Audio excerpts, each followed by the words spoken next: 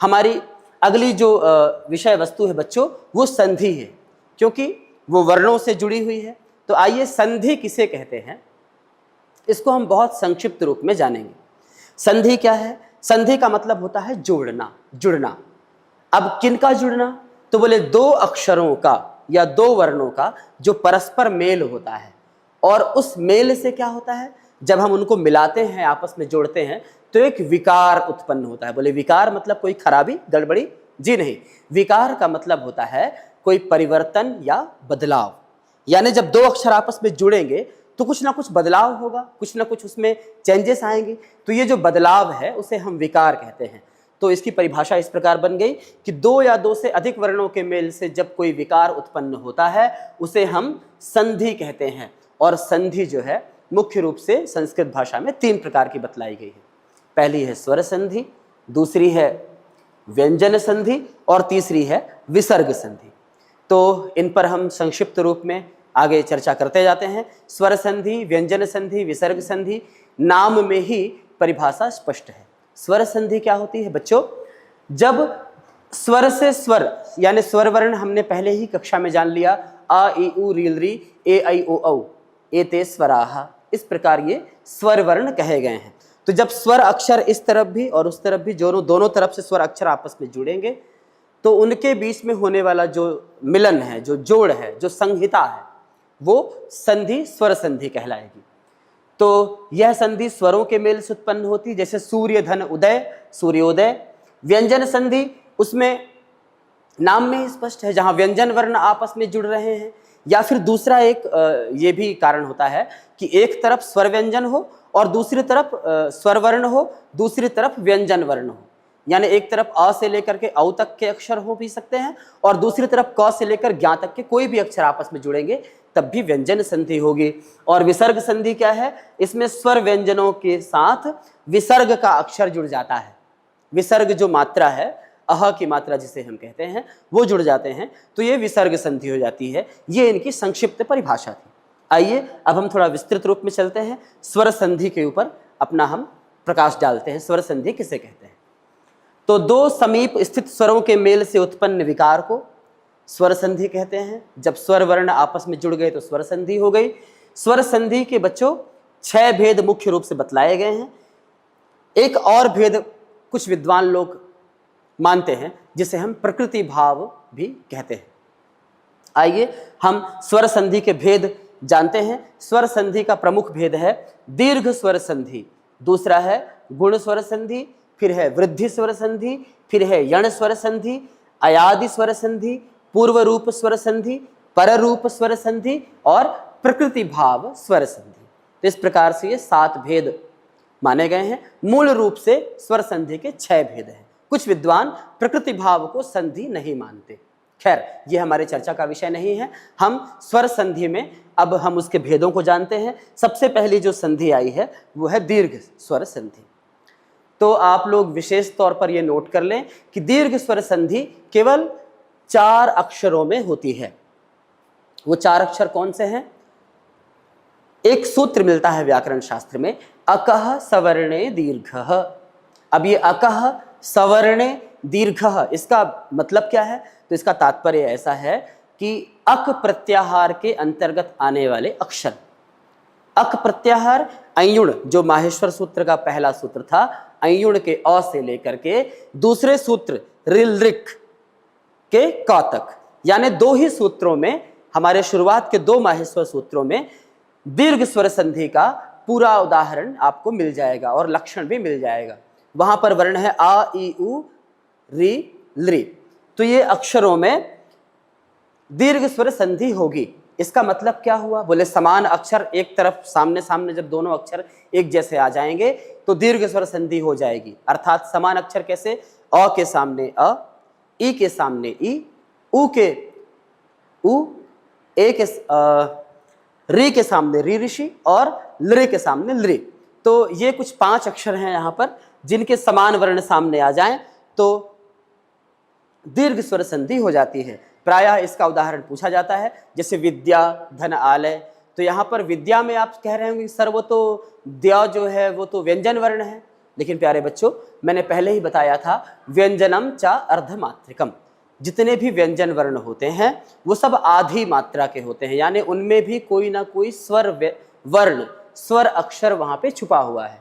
तो विद्या बोलने से हमें अंत में कौन से अक्षर की ध्वनि सुनाई पड़ती है? विद्या, आ की ध्वनि सुनाई पड़ी, तो यानी कि वहां पर आ, बड़ा आ है, और सामने है आलय, तो आपस में जुड़कर क्या बन जाएंगे? विद्यालय।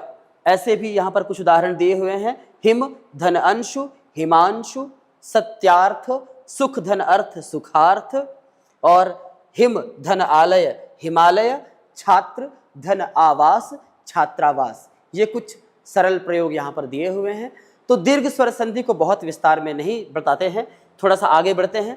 इसमें कुछ और उदाहरण आप दूसरे अक्षरों के भी देख लीजिए। ये तो अ के सामने आ वाले उदाहरण हुए। अब ई के सामने ई, जैसे कि अति धन इव, अतीव, रवि धन इंद्र, रविंद्र। इस तरफ भी ई अक्षर है रवि में, रवि के अंत में।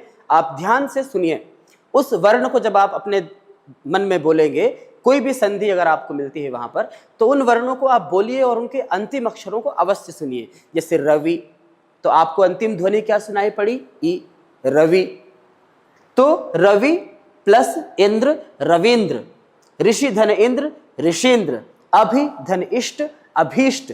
ये कुछ ई अक्षर वाले प्रयोग मिल गए आपको। प्रति धन इक्षा, प्रतीक्षा। रजनी धन ईशः, रजनीशः। अच्छा, ये जो वर्ण है ये दोनों तरफ छोटी ई बड़ी ई कोई भी हो सकता है। ई के सामने ई होना चाहिए, चाहे वो ह्रस्व ई हो, छोटा ई हो, या वो दीर्घ या बड़ी ई हो। दीर्घ यानी बड़ा अक्षर, ह्रस्व यानी छोटा अक्षर। आपस में अगर समान वर्ण मिलते हैं तो दीर्घ स्वर संधि हो जाएगी। कुछ एक उदाहरण हम उ वाले भी देख लेते हैं। इंदु धन उदयः, इंदुदयः। वधु धन उन्नतिः, वधून्नतिः। सु धन उक्तिः, सूक्तिः। तो ये कुछ प्रयोग आपको दीर्घ स्वर संधि के मिल गए। इसके पश्चात स्वर संधि में एक हमारा दूसरा भेद जो आता है वो है गुण स्वर संधि। और भी प्रयोग आप विस्तार से जानने के लिए आपके पास व्याकरण वीथी नाम की पुस्तक प्रायः सभी छात्रों को प्राप्त होती है। और बच्चों, अगर आपके पास नहीं है तो ये पुस्तक ऑनलाइन आपके मोबाइल पर भी उपलब्ध हो जाएगी, या फिर आप अपने किसी साथी से, मित्र से भी ले सकते हैं और उसको आप स्वतः पढ़ करके इन प्रयोगों को और अच्छे से समझ सकते हैं। अभी हमारा जो अगला स्वर संधि का भेद है वो है गुण स्वर संधि। गुण स्वर संधि क्या होता है? गुण स्वर संधि में अ अक्षर एक तरफ होना चाहिए और उसके सामने तीन तरह के अक्षर, अगर ई, उ और री आए तो इनमें थोड़ा सा परिवर्तन हो जाता है, बदलाव हो जाता है। अदेंग गुणः एक सूत्र मिलता है और उस सूत्र के अनुसार अ के सामने ई आएगा तो ए हो जाएगा, अ के सामने उ आएगा तो ओ हो जाएगा, और अ के सामने री ऋषि आएगी तो अर हो जाएगा। ये परिवर्तन हम आगे देखते हैं कैसे। जैसे सुर धन इंद्र, सुरेंद्र। कमल धन ईश, कमलेश। ये कैसे हुआ? सुरेश, महेश, गणेश, कमलेश, विमलेश, जितने भी ये ए नाम वाले अक्षर मिलेंगे प्रायः उनमें आपको गुण स्वर संधि मिलेगी। ए ओ और दूसरा ओ वाले, सूर्योदय, भाग्योदय, चंद्रोदय, ऐसे अक्षर जितने भी आपको मिले उन सब में समझ जाइए कि उनमें गुण स्वर संधि हुई है। अब ये कैसे हुई? जैसे कि कमल, या यहाँ पर हम देख लेते हैं उदाहरण दिया हुआ है सुर धन इंद्र, या महाधन इंद्र अगर होता तो महेंद्र होगा। कैसे होगा? यहाँ पर ह में अ है और सामने ई अक्षर है, तो हमारा नियम कहता है अ के सामने ई अगर आएगा तो गुण स्वर संधि के नियमानुसार उसमें परिवर्तन होकर ए अक्षर बन जाएगा। क्योंकि संधि का नियम ही है दो वर्ण आपस में जुड़ेंगे और उसमें कोई विकार या बदलाव या परिवर्तन होना स्वाभाविक है। तो जितने भी ये सुरेंद्र, महेंद्र, धर्मेंद्र, रामेंद्र ऐसे नाम मिलते हैं आपको, आप आंख मूंद कर गुण स्वर संधि उसमें कर दीजिए। और एश वाले कमलेश, गणेश, महेश, सुरेश, दिनेश, रमेश आदि जितने भी आपको शब्द मिले उन सब में आप गुण स्वर संधि कर सकते हैं। इसके अगले उदाहरण है उ अक्षर वाले। अ के सामने उ आएगा तो उसमें ओ आदेश कैसे होगा आप ध्यान दीजिए। जैसे हित धन उपदेश, हितोपदेश। भाग्य धन उदय, भाग्योदय। पर धन उपकार, परोपकार। एक तरफ पर में अब कहेंगे आपकी इसमें अ कहां पर है, पर प्लस उपकार, परोपकार तो बना, पर इसमें अ कहाँ पर है? तो बच्चों हमने बार बार इसका जिक्र किया है, एक बार और करता हूं कि व्यंजनम चा अर्धमात्रिकम, जो व्यंजन वर्ण होते हैं क से लेकर के ज्ञ तक, वो सभी आधी मात्रा के होते हैं और उनमें भी अ से लेकर के अह तक के कोई न कोई मात्रा उसमें जुड़ा होता है। तो जैसे यहाँ पर है तो र में अ छुपा हुआ है, वहां पर अ है, वो दिखता नहीं है, हमें मालूम पड़ता है, बस हम उसका अंदाजा लगा सकते हैं। और जैसे परा अगर लिखा होता तो बड़ा आ की ध्वनि, बड़ा आ की मात्रा वहां पे छुपी हुई है। जैसे पर उपकार, यहाँ पर अ है, यहाँ सामने उ है, आ और उ मिल करके ओ हो गया, परोपकार। तो इस प्रकार और भी कुछ उदाहरण यहाँ पर दिए हुए, गंगोदकम, शुभोक्ति ही यथोचितम, इसके और भी उदाहरण आप मिल जाएंगे। गुण स्वर संधि में बच्चों एक और हमें उदाहरण देखने मिलता है, अ के सामने ऋ ऋषि का प्रयोग। और ये किस तरह होता है आप देखेंगे, जैसे जल ग्रीष्म धन ऋतु, यहाँ पर ग्रीष्म है और ऋतु है, अ के सामने ऋ ऋषि है तो हो गया ग्रीष्म ऋतु। ऐसे महा धन ऋषि, महर्षि, राजा धन ऋषि, तो वहां पर आ है और इधर री है तो राजर्षि। ऐसे अनेक उदाहरण आपको अपनी पुस्तक में भी देखने को मिलेंगे। इस तरह के जहां भी ऋषि, वर्ष ऋतु, महर्षि, सप्तर्षि, ग्रीष्म ऋतु, ऐसे प्रयोग देखने को मिले, आप आंख मूंद कर गुण स्वर संधि उनमें लिख दीजिए। बच्चों स्वर संधि का जो हमारा तीसरा भेद है वो है वृद्धि स्वर संधि। गुण स्वर संधि को ही आप थोड़ा सा बड़ा अक्षर कर दीजिए, जैसे यहाँ पे छोटा ए था, ए कमलेश वाला, यहाँ पे ऐ कर दीजिए आप, और वहां पर छोटा ओ था तो यहाँ पर औ कर दीजिए।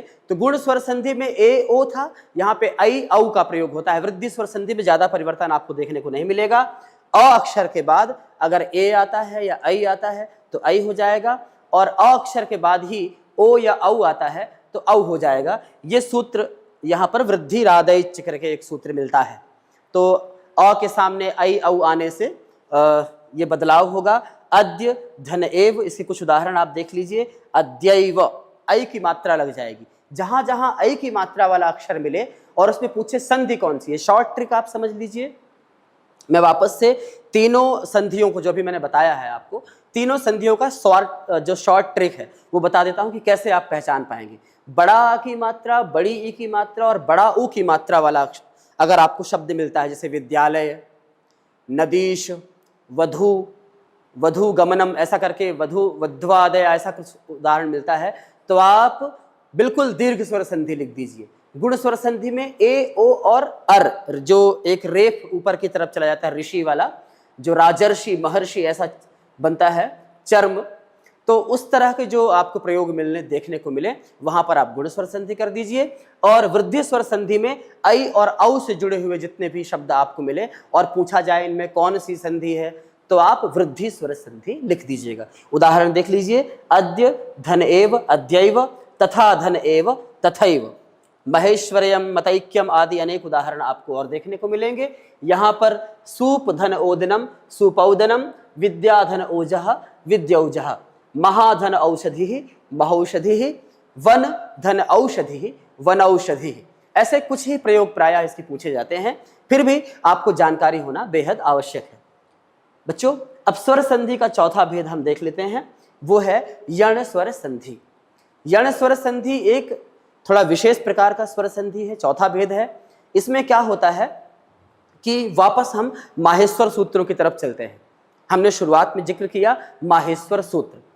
माहेश्वर सूत्र क्या है? जो भगवान शिव के डमरू बजाने से, 14 बार डमरू बजाने से जो ध्वनि उत्पन्न हुई, उन ध्वनियों को जो अक्षर या आकृति रूप में महर्षि पाणिनि ने लिखा, उसे हम 14 सूत्रों को माहेश्वर सूत्र कहते हैं। महेशात आगतम माहेश्वरम, इसलिए उसको माहेश्वर सूत्र कहा है। तो वहां पर दूसरे नंबर का जो हमारा सूत्र था रिलरिक, अ ई उ रिल री, ये 5 अक्षर, इनको यण होता है, यानी या व र ला। अब ये कौन से? बोले अ ई उ री और ली, इनके बाद कोई भी स्वर वर्ण आए, इनके सामने ई के सामने ई नहीं आना चाहिए, कुछ दूसरा अक्षर आना चाहिए। तो क्या परिवर्तन होगा मैं बताता हूं। ई उ री और ली, ये 4 ही अक्षर यण स्वर संधि में महत्वपूर्ण है। इनके क्रम से या व र ल आदेश होता है। अब ये आदेश क्या है? तो आदेश के विषय में जब आप व्याकरण की पुस्तक में देखेंगे, वहां पर लिखा मिलता है शत्रुवत आदेशः, यानी आदेश जो अक्षर होते हैं वो दुश्मन की तरह होते हैं। क्यों भैया दुश्मन की तरह क्यों हुए? तो बोले जब ये अक्षर आते हैं तो पूर्व अक्षर को हटा देते हैं और खुद नए अक्षर बनकर बैठ जाते हैं, इसलिए इनको शत्रुवत कहा गया है। अब ये आदेश का प्रयोग अभी हम देखेंगे कि कैसे जो पुराना अक्षर था वो हटकर कैसे नया अक्षर वहां पर आ गया। ये प्रयोग हम आपको दिखाएंगे अभी। यहाँ पर आप इतना जानिए, ई, उ, री और लरी, ऐसे 4 अक्षरों को आप लिख लीजिए। ई, उ, री, लरी। इनके नीचे क्रम से आप या, व, र, ल ऐसे लिख लेंगे। ई के सामने या आदेश होता है, उ के सामने व आदेश होता है, री के सामने र और लरी के सामने ल आदेश हो जाता है। अभी आप उदाहरण देखिए, यहाँ पर इति प्लस आदि ऐसा बना हुआ है। अब यहाँ देखिए आप, ता में ई की मात्रा है तो अंतिम अक्षर हो गया ई, और सामने कोई दूसरा वर्ण है यानी कि अ है, समान अक्षर नहीं है। ई के सामने ई ही नहीं है, यहाँ पर अ है, तो ई और अ इसके स्थान पर या आ जाएगा। जैसा कि हमने आदेश में बतलाया, ई, उ, री, लरी, ई के सामने या, उ के सामने व, तो इति प्लस आदि इत्यादि। अभी शत्रुवत हुआ, क्यों? क्योंकि ई की मात्रा हट गई और अ और ई दोनों मात्राओं के सामने य आ गया। अब देखिए कैसे बदलाव होता है। इत्यादि, इत्युवाच, प्रत्युपकार, नद्यागम, देवैक्यम, ये कुछ ई की मात्रा वाले प्रयोग आपको देखने को मिले। अब आप देखेंगे उ के मात्रा के साथ में कैसे बदलाव होता है। तो सु प्लस आगतम स्वागतम, ये स्वागत जो शब्द हम लिखते हैं तो उसमें आप देखेंगे उसमें यण स्वर संधि है। प्रायः पूछेगा स्वागतम, तो बहुत वैसे भी स्वागतम में सु प्लस आगतम है, तो ये स्वागतम शब्द ही अपने आप में संधि किया हुआ और पूरी तरह परिष्कृत और बेहद शुद्ध एक शब्द है। किंतु बहुत सारे लोग लिख देते हैं सुस्वागतम। तो बच्चों मैं आपको बताना चाहूंगा कि ये संस्कृत व्याकरण के अनुसार सुस्वागतम जो है वो बिल्कुल ही गलत शब्द है और उसका अर्थ तो अनर्थ में चला जाता है, क्योंकि ऑलरेडी एक बार हमने सु प्लस आगतम स्वागतम बना लिया। अब हमने अगर कहा सुस्वागतम तो वहां पर क्या ही विच्छेद होगा, आप स्वयं समझ जाइए। अस्तु, आगे बढ़ता हूं मैं। सु प्लस आहा स्वाहा, ये प्रायः 2 प्रयोग स्वागतम और स्वाहा वाला पूछा जाता है। एक वधु प्लस आगमनम, वध्वागमनम। तो आधे अक्षरों के साथ या व रला अगर मिलते हैं आपको तो आप आंख मूंद कर आधे अक्षरों के साथ या व र ये 4 अक्षर मिल जाएं तो आप यण स्वर संधि लिख दीजिए। स्वर संधि का ये बड़ा अच्छा सा भेद है। इसके पश्चात जो हमारा 5वां भेद है वो है अयादि स्वर संधि। बच्चों हम संक्षेप में संधियों को पढ़ रहे हैं इसलिए कि आप संक्षेप में समझ सकें और विस्तार से आप अपने व्याकरण की पुस्तक में आपके पास है ही उसको और पढ़कर समझ सकते हैं, या फिर अगले कक्षाओं में हम थोड़ा और विस्तार से आपको इनको बतलाएंगे समय होने के पर। ये अयादि स्वर संधि में इसका एक सूत्र मिलता है व्याकरण शास्त्र में, एचोय वायावह। अब ये एचोय वायावह क्या है? पुनः माहेश्वर सूत्र की तरफ चलते हैं हम। माहेश्वर सूत्रों में तीसरा और चौथा जो सूत्र है एयोंग ऐऔच, इन दोनों सूत्रों को जब हम करेंगे तो ए ओ ऐ औ ये 4 अक्षर हमें मिलते हैं। ये 4 अक्षर में ही पुनः वही आदेश आकर विराजमान होता है। कैसे? ए के सामने अय, ओ के सामने अव, ऐ के सामने आय, औ के सामने आव। तो अय, अव, आय, आव ऐसे आदेश आपको देखने को मिलेंगे। इनके उदाहरण आप देख लीजिए। ए के सामने अय आदेश होता है तो कैसे? जैसे यहाँ पर है ने प्लस अनम, तो ने में ए की मात्रा के सामने अय आदेश हो जाने से नयनम। नई प्लस अकह नायकह, अय और आय दोनों आदेश हो गया। गई प्लस अकह गायकह, शय धन अकह शायकह, मुनि धन ए मुनये, ऐसा उदाहरण देखने को मिला। शे प्लस अनम शयनम, तो ये अय और आय आदेश वाले आपको 2 उदाहरण देखने को मिल रहे हैं। और अव आव आदेश वाले कैसे? जैसे पो धन अनम तो पवनम, भो धन अनम भवनम, विष्णु धन ए विष्णवे, भो धन उकह भावुकः, नौ प्लस इकह नाविकः। तो ये कुछ उदाहरण आपको अयादि स्वर संधि के यहाँ पर देखने को मिले। तो अयादि स्वर संधि में अय अव आय आव आदेश होता है, जिनका उदाहरण आप लोगों ने यहाँ पर देख लिया है। स्वर संधि का 6वां जो भेद है मित्रों वो है पूर्व रूप स्वर संधि। पूर्व रूप स्वर संधि में बड़ा ही एक अच्छा बदलाव होता है। वहां पर अ जो अक्षर हमारा होता है, अ, ह्रस्व अ, छोटा अ, उसका लोप हो जाता है, यानी कि वो गायब हो जाता है। और जब वो गायब होता है तो अपने निशान छोड़ जाता है। कैसे? वो एक एस जैसी आकृति, जिसको हम खंडाकार या खंड आकार या फिर अवग्रह कहते हैं, उसको अवग्रह नाम दिया जाता है। देखने में इंग्लिश के एस अक्षर जैसा उसका आकृति होता है। आप उदाहरण देख लीजिए, के धन अपि, के पी, अ गायब हो जाएगा और अपि ऐसे आ जाएगा, को धन अपि। अच्छा, इसमें क्या होता है, ए और ओ के बाद ही प्रायः ये पूर्व रूप स्वर संधि कैसे होगा, ए और ओ अक्षर के सामने अगर आ जाए तो वो आ का लोप हो करके उसकी जगह पर वही अवग्रह चिन्ह रह जाएगा और केपि, तथापि ऐसे आपको उदाहरण देखने को मिलेंगे। कोपि, सोपि, वने गच्छत, ये जहां जहां एस जैसा दिखे, आपको अवग्रह दिखे, आप उसको पूर्व रूप स्वर संधि कह दीजिए। इनमें पूछ लिया जाए कि इनमें कौन सी संधि है, आप पूर्व रूप स्वर संधि लिख सकते हैं। एक दूसरी संधि यहां पर हमें स्वर संधि का भेद प्राप्त होता है, पररूप स्वर संधि। इसमें भी कुछ ऐसा ही बदलाव होता है। प्र के सामने एष्णम आ जाने से प्रेषणम और उपोषति, प्रायः यह आपके सिलेबस में नहीं है। और दूसरा एक प्रकृति भाव संधि है, इसमें भी कोई संधि नहीं होती है, आपस में दोनों अक्षर जुड़ जाते हैं।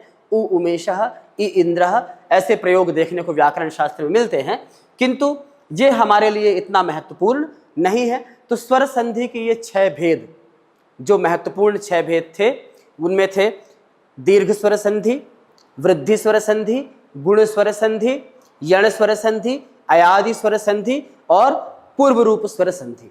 ये 6 स्वर संधियों का जो प्रयोग है, आपको आपकी शेमुसी नामक की पुस्तक में भी कई स्थानों पर मिलेगी और आपके व्याकरण वीथी में भी विस्तार से बतलाई गई है, जिन्हें आप आगे पढ़ करके और भी अच्छे से समझ सकते हैं। प्यारे बच्चों, अब हम आते हैं संधि में जो हमारा भेद है, व्यंजन स्वर संधि। व्यंजन संधि, स्वर संधि के हमने 6 भेद पढ़ लिए। अब ये व्यंजन वर्णों में जब आपस में मिलन होता है, आपस में जब 2 व्यंजन अक्षर जुड़ते हैं तो किस तरह परिवर्तन होता है और किस किस तरह, हम संक्षेप में उसके विषय में भी जानेंगे। व्यंजन संधि के भी कुछ प्रमुख भेद यहाँ पर दिया हुआ है। जश्त्व संधि, श्चुत्व संधि, अनुस्वार, श्टुत्व, चत्व, छत्व, मोनुस्वार और तुगागम। ये भेद आपको आपकी व्याकरण विधि में मिल जाएगा। कुछ प्रमुख यहाँ पर मैं पढ़ा देता हूँ आप लोगों को। जैसे वाक धन ईशा, जशत्व संधि में क्या होता है, जश्त्व संधि में पहला वर्ण तीसरे अक्षर में बदल जाता है। जैसे क को गा हो जाएगा, आप देखेंगे उदाहरण यहाँ पे, च को ज हो जाएगा, टा टमाटर को डा डमरू। जो वर्ग का पहला अक्षर है, वर्ग हमने पहले भी चर्चा की, ये 5 वर्ग हैं, का वर्ग, चा वर्ग, टा वर्ग, ता वर्ग और पा वर्ग। यानी पहले पद में ये 5 वर्गों में से कोई भी अक्षर हो और दूसरे वर्ग में किसी वर्ग का तृतीय चतुर्थ वर्ण हो या यारा लावा हो या कोई स्वर हो, तो उस वर्ग का जो अक्षर है, ये परिभाषा आप लोग और अच्छे से उसमें पुस्तक में देख लीजिएगा। तो ये जो वर्गों का जो पहला वर्ण है वो तीसरे अक्षर में परिवर्तित हो जाएगा। तो का वर्ग का अगर मान लीजिए क है तो का वर्ग का तीसरा अक्षर कौन सा हुआ, क ख ग, का का परिवर्तन हो जाएगा ग में। चा वर्ण का परिवर्तन हो जाएगा ज में, टा का हो जाएगा डा में, त का हो जाएगा त थ द और प फ ब। ऐसे आपको देखने को प्रयोग मिलेंगे। देखिए यहाँ पर कुछ उदाहरण दिए हुए हैं। वाक धन ईशः बन गया वागीशः, अच धन अंतः अजंतः, यानी अच स्वर वर्ण जिसके अंत में हो वो अजंत कहलाते हैं। तो इसके प्रयोग हमको शब्द रूप में भी देखने को मिलेंगे। जब हम राम शब्द का रूप या बालक शब्द का रूप देखेंगे तो उसमें हमको इस तरह के प्रयोग देखने को मिलेंगे, वो सभी अजंत हैं, अच वर्ण है उनके अंत में। षट धन आननम षडाननम, जगत धन ईशः जगदीशः। व्यंजन संधि का जो हम उदाहरण देख रहे हैं बच्चों, उसमें कुछ और उदाहरण यहाँ पर आप देखिए। वाक धन अर्थ वागर्थ, सत धन आचार सदाचार, सुप धन अंत सुबंत, वाक धन दानम वागदानम। तो आप देखिए वर्ग के पहले अक्षर में तीसरा अक्षर परिवर्तन हुआ है, जशत्व संधि है। जश्त्व संधि वैसे अच्छा, संधि के नाम से नहीं पूछा जाएगा, पर आपको जानकारी होना चाहिए, इसलिए मैंने थोड़ा सा बता दिया।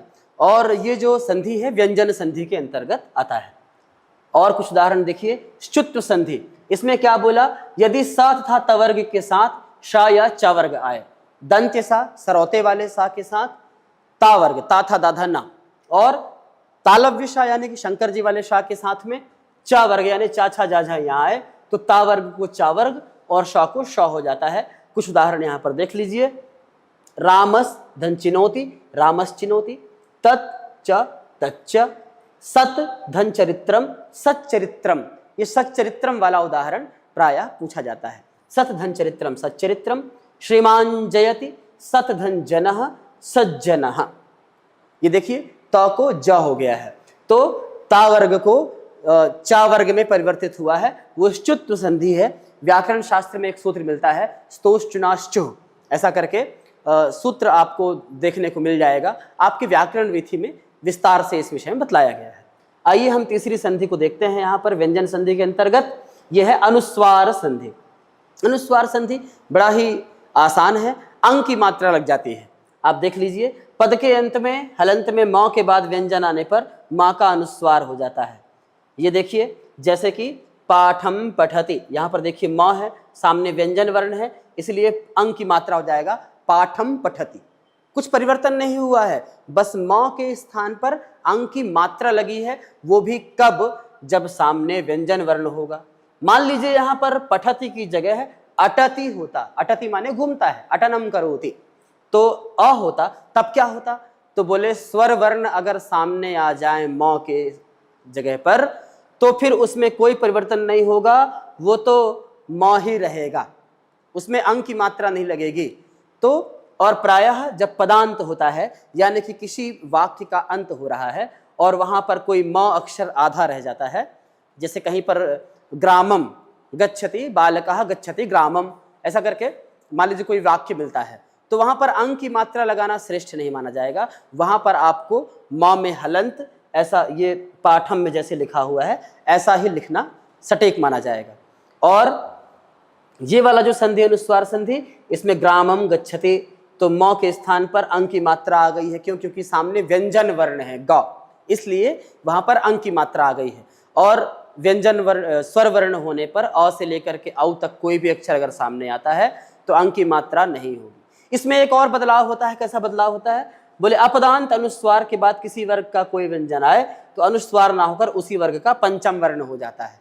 वर्ग का पंचम वर्ण, जैसे का वर्ग है हमारा का ख गा घ ङ, तो का वर्ग का अगर मिलान होता है ऐसे अनुस्वार के साथ में तो अंग अंगा हो जाएगा।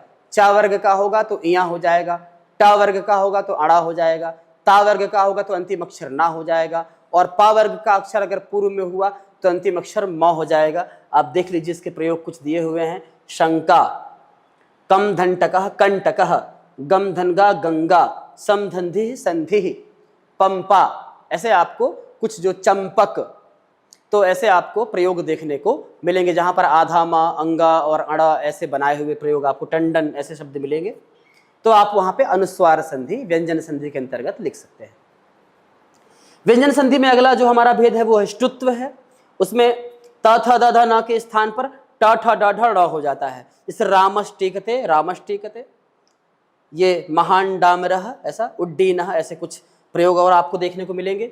व्यंजन संधि में एक और जो महत्वपूर्ण संधि है वो ये है छत्व संधि। छत्व संधि में ये आप देख लीजिए, इसमें ता वर्ग का पहला दूसरा तीसरा चौथा वर्ण उत्तर पद के अंत में आए और उसके पश्चात श हो, या कोई स्वर वर्ण या रा वाह हो तो श को छ हो जाता है। कुछ उदाहरण यहाँ पर देख लीजिए। एतत् श्रुत्वा एतत् श्रुत्वा, तत् शिवः तत् शिवः, और भी मिलेंगे जगत शत्रुः जगत शत्रुः, ऐसा आपको देखने को मिले, 6 अक्षर देखने को मिले। आप व्यंजन संधि लिख दीजिए। एक मोनुस्वर है, तो यहाँ पर भी अगर म के स्थान पर अंग की मात्रा हो जाती है। आप देख लीजिए, ये भी एक अच्छा उदाहरण यहाँ पर दिया हुआ है, हरिम प्लस वंदे हरिम वंदे, तो ये वही अनुस्वार संधि मोनुस्वार संधि के अंतर्गत आया। व्यंजन संधि में एक और तुग आगम करके एक होता है। इसमें तुक का आगम होता है, यानी कि वो आ जाता है, आगम मित्रवत बदलाता नहीं है वो, और त को च और च से चौछा हो जाता है। जैसे परिधन छेदः परिच्छेदः, स्वधन छंदः स्वच्छंदः, स्वधन छः स्वच्छः, ऐसे आपको कुछ प्रयोग देखने को मिलेंगे। इस तरह के प्रयोग आपको अगर व्यंजन वर्णों के साथ देखने मिलते हैं बच्चों, तो आप व्यंजन संधि लिख दीजिएगा। संधि से जुड़े हुए सवाल आपके प्रश्न पत्र में दो जगह आते हैं, एक आते हैं बहुविकल्प वाले में, और कभी कभी ये आपके ये संधि अलग से ही पूछ ली जाती है, और कई बार आपके अपठित गद्यांश या काव्यांश या पद्यांश आदि में भी, नाट्यांश आदि में भी संधि से जुड़े हुए सवाल पूछ लिए जाते हैं। पर बहुविकल्प वाले प्रश्नों में संधि का एक सवाल, दो सवाल तो जरूर ही आता है। तो व्यंजन संधि आप उसमें नाम पूछेगा, आप व्यंजन संधि लिख दीजिए। स्वर वर्णों के साथ अगर दिख रहा है तो स्वर संधि, कई बार स्वर संधि के छयो भेद में से पूछ लेता है कि कमलेश में कौन सी संधि है, तो आप गुण स्वर संधि लिख दीजिए। ऐसे कुछ प्रयोग जो मैंने आपको शॉर्ट ट्रिक शुरू में बतलाए थे, उन शॉर्ट ट्रिक्स की मदद से भी आप स्वर संधि के सभी भेदों को जान सकते हैं। या फिर आप आपके पास जो पुस्तक है व्याकरण विधि, उसमें भी देख करके आप समझ सकते हैं। अब संधि में हमारा तीसरा जो संधि है वो है विसर्ग संधि। बच्चों, विसर्ग का स्वर या व्यंजन के साथ मेल होने पर जो परिवर्तन होता है, विसर्ग वो जो आहा की मात्रा है, उसका मिलन या तो स्वर वर्ण के साथ हो जाए या फिर व्यंजन वर्ण के साथ हो जाए, तो वहां पर विसर्ग संधि होती है। जैसे नमः प्लस ते, नमः में म में विसर्ग है, धन ते, तो नमस्ते, ऐसा एक रूप बन जाएगा जो कि संधिगत पद है। नमस्ते को हम संधि विच्छेद करेंगे। विच्छेद करना माने तोड़ना, अलग करना, दो भागों में बांट देना। तो नमस्ते, नमः धनते, और जब हम संधि करेंगे, संधि माने जोड़ना और अलग करना, संधि विच्छेद करना। तो ये दो शब्दों को थोड़ा समझिएगा, तभी आप अच्छी तरह लिख सकेंगे। यहाँ पर विसर्ग संधि ये बतलाया हुआ है, चार तरह का यहाँ पे विसर्ग संधि हमें देखने को मिलता है। उत्व, रुत्व, विसर्ग का लोप और सत्व। अब ये उत्व संधि कैसे होती है विसर्ग संधि में? बोला पूर्व पद के अंत में, यानी पहले वाले शब्द के अंत में विसर्ग हो, और जो बाद वाला शब्द है उसमें पहला वर्ग वर्ण जो है, जो पहला अक्षर है वो या तो आ हो या किसी भी वर्ग का तीसरा चौथा पांचवा अक्षर हो, या फिर यारा लावा हो, तो विसर्ग का ओ और आ स्वर का अ अवग्रह हो जाता है। इसका उदाहरण देख लीजिए आप, मनः धन हरः, मनोहरः, यहाँ विसर्ग है, यहाँ पर ह है, तो विसर्ग को ओ आदेश हो गया है, ऊ को ओ आदेश हो गया है, मनोहरः। कह धन अत्र, को अत्र, रामः गच्छति, रामो गच्छति, यशः गानम, यशो गानम। तो आप देख लीजिए इसमें कैसे परिवर्तन हुआ है, विसर्ग को ओ आदेश हो गया है। यशो गानम, मनोहरः, बालो अस्ति, को अत्र, सोपि, ऐसे कुछ उदाहरण दिए हुए हैं। अब उत्व के बाद हमारा जो विसर्ग संधि में दूसरा बिंदु आता है वो है रुत्व संधि। रुत्व क्या है?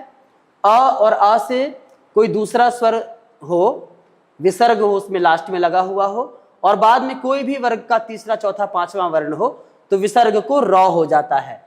विसर्ग को रा कैसे होता है आप उदाहरण देख लीजिए। शिशु धन हसति, शिशुर हसति, कवि धन अयम, कविरयम, निह धन बलः, निर्बलः, निह धन जनः, निर्जनः, निह धन धनः, निर्धनः। जैसे निर्बल, निर्जन, निर्धन, ऐसे कुछ शब्द मिले तो आप बिल्कुल विसर्ग संधि वहां पर लिख दीजिए। कवि धन इक्षति, कविरिक्षति, इनमें र अक्षर आ जाता है। रुत्व का मतलब ही है र का आगम होना, र वहां पर अक्षर आ जाएगा और उसमें संधि पूछेगा तो आप विसर्ग संधि लिख दीजिएगा। विसर्ग संधि में तीसरा एक प्रकार है विसर्ग का लोप हो जाना, यानी कि विसर्ग के पहले आ हो, बाद में आ से भिन्न कोई भी स्वर हो तो विसर्ग का लोप हो जाता है। जैसे सह धन आगच्छति, स आगच्छति, बालः धन आगतः, बाल आगतः, ये ह्रस्व स्वर के साथ ही होगा, यानी कि छोटा अ एक तरफ होना चाहिए, कंपलसरी है। छोटे अ के साथ में अगर विसर्ग, जैसे बाल, बालः, राम, रामः, रामः आगच्छति, तो इसका संधि करेंगे तो क्या होगा? राम आगच्छति। विसर्ग का लोप हो जाएगा। लोप माने गायब, विसर्ग को हमें गायब करना पड़ेगा तभी वो विसर्ग संधि मानी जाएगी। कुछ और भी देख लीजिए, अतः धन एव, अतएव। और भी अर्जुनः उवाच, अर्जुन उवाच। तो ऐसे कुछ प्रयोग अगर देखने को मिले तो वहां विसर्ग का लोप कर दीजिएगा। ये विसर्ग संधि में तीसरा भेद था। एक होता है शत्व शत्व शत्व संधि, माने तीनों प्रकार के श का आगम हो जाता है, मिल जाता है वहां पर। वो तीनों प्रकार के श कौन सा? दंत्य माने कि सरौता वाला सा, तालव्य यानी कि शंकर जी वाला श, और मूर्धन्य यानी कि षटकोण वाला श जो होता है वो तीसरे टाइप का श कहलाता है। तो आप देख लीजिए, विसर्ग के बाद च हो तो विसर्ग का श, और ट हो तो विसर्ग का श, और क त हो तो विसर्ग का सा। ये कुछ अक्षर यहाँ पर सूत्र रूप में दिए हुए हैं, अगर आप देख पा रहे हैं इन्हें तो आप इसे अच्छी तरह समझ लीजिए। ये प्रयोग देखने को मिलेगा, जैसे कह प्लस चित कश्चित, कह धन चौरह कश्चौरह। एक उदाहरण मैंने शुरू में दिया था, नमः धनते नमस्ते। यहां पर रामः धनटीकते रामष्टीकते। तो ये संधि हमने आज संधि के विषय में थोड़ा समझा। और भी विस्तार से जानने के लिए मैं आप लोगों को व्याकरण वीथी पुस्तक को विस्तार से थोड़ा पढ़ने के लिए कहूँगा कि आप थोड़ा उस पुस्तक को पढ़ें, उससे आप और अच्छे से समझ सकेंगे। उम्मीद है आपको वर्ण विचार और संधि, क्योंकि आपस में जुड़े हुए दोनों विषय थे, तो आपको समझ आया होगा। इसके पश्चात हम जो अगली कक्षा करेंगे उसमें हम आपको कारक और उपपद विभक्ति के बारे में बतलाएंगे। तब तक के लिए